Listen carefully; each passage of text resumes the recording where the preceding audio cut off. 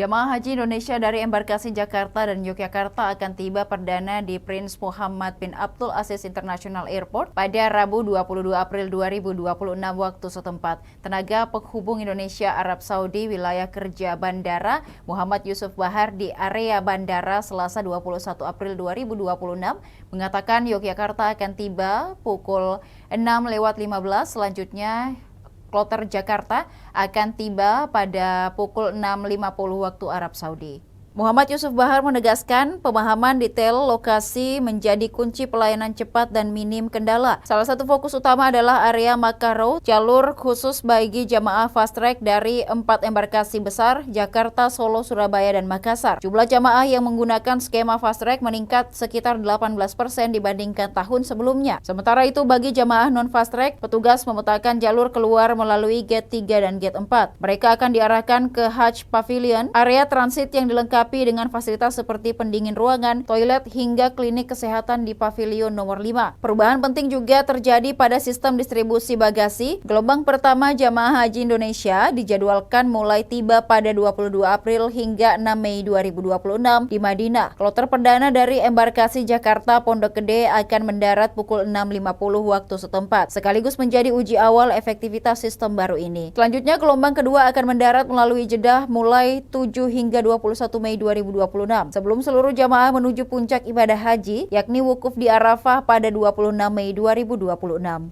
Demikian Tribun Timur Hot News kali ini. Saksikan berita menarik lainnya hanya di kanal YouTube dan Facebook Tribun Timur.